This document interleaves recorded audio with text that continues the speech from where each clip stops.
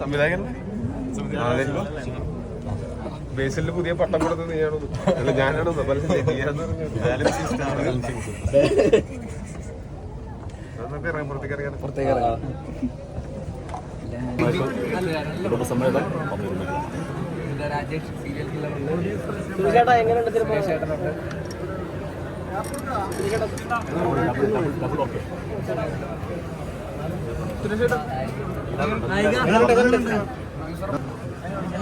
ഒരു പ്രൊഡ്യൂസർ എന്ന നിലയ്ക്ക് എത്രമാത്രം സാറ്റിസ്ഫൈഡ് ആണ് സിനിമ കണ്ടിട്ട്? ഞാൻ വളരെ സാറ്റിസ്ഫൈഡ് ആണ്. സിനിമ കാണുന്നതിന് മുമ്പ് തന്നെ എല്ലാവരും നമുക്ക് കുറേ കാലങ്ങളായിട്ട് പരിചയമുള്ള ആൾക്കാരാണ്. ഈ കഥ കേട്ടപ്പോൾ തന്നെ എനിക്ക് ഇതിനകത്തൊരു നോ ബ്രെയിനർ കോമഡി, എനിക്ക് അങ്ങനത്തെ ജോണർ ഇഷ്ടമാണ്, ഒരു dark humour no brainer comedy ഇഷ്ടമാണ്. അപ്പോൾ അത് അന്നേ ഇഷ്ടപ്പെട്ടിട്ട് തന്നെയാണ് നമ്മളിത് നോക്കി പറഞ്ഞത്. എനിക്കിതിൻ്റെ കഥ അറിയാവുന്നതാണ്. ഇതിൻ്റെ ഷൂട്ടിംഗ് സ്പോട്ടിൽ ഞാൻ മിക്കപ്പോഴും ഉണ്ടായിട്ടുള്ളതാണ്. അപ്പോൾ ഞാൻ ജഡ്ജ് ചെയ്യുന്നതിനേക്കാളും കണ്ടിട്ടുള്ള മറ്റു പ്രേക്ഷകർ ജഡ്ജ് ചെയ്യുന്നത് എന്താണെന്ന് അറിയാൻ താല്പര്യമുണ്ട്.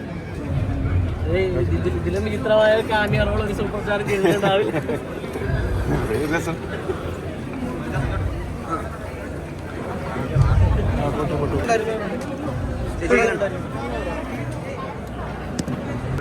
സിനിമ, നല്ല സിനിമ.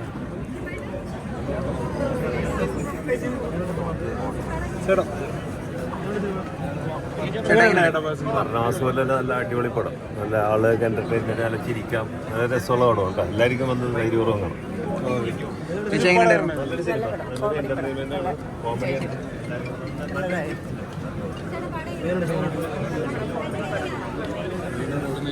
ചേച്ചി എങ്ങനെ ഉണ്ടായിരുന്നു?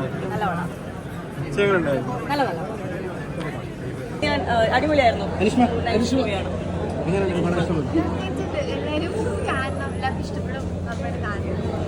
അടിപൊളി ഫൈറ്റ് ഒക്കെ ഉണ്ട് പടത്തില്. വലിയൊരു വേഷമല്ലേ, ചെറിയൊരു വേഷങ്ങൾ നമുക്കിടെ വേഷങ്ങൾ,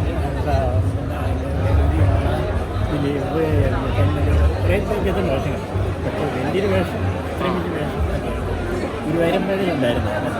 കത്തപ്പനായിട്ട് സി അവിടെ വെച്ച് ഇൻ്റർവ്യൂ ചെയ്തിട്ട് ശിവൻ സാറിന് അയച്ചു കൊടുക്കാറുണ്ട്.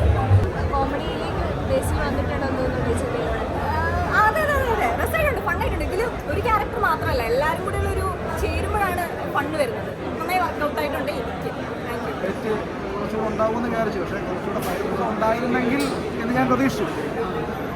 അപ്പോൾ നിങ്ങളും പ്രതീക്ഷയാണല്ലോ, ഈ സിനിമ ഓരോരുത്തരും പ്രതീക്ഷയാണ്. ബാബുവിന് സാറ് ആ ഒരു ഫൈറ്റിലേക്ക് വന്നായിരുന്നെങ്കിൽ എന്നാഗ്രഹിച്ചു. പക്ഷേ ഒറ്റ ഷോട്ടേ ഉള്ളായിരുന്നു, ഒരു 1.5 ഷോട്ടാണ്. ഓരോ മലയാളികളുടെയും നെഞ്ചിൽ കൊള്ളുന്ന ഷോട്ടാണ്. ഒരുപാട് സന്തോഷം. ബാബുവിന് സാറിനോട് ഒരു പടത്തെ അഭിനയിക്കണം, ഞങ്ങളെല്ലാം വെയിറ്റ് ചെയ്യുക, രണ്ടുപേരും ഒരുമിച്ച് കാണാൻ.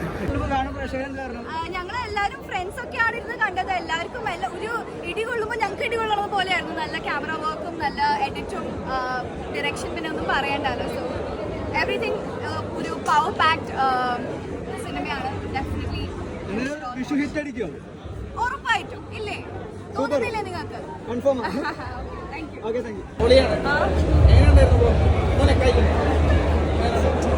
സെറ്റ് നോ പൊളി. യെസ്.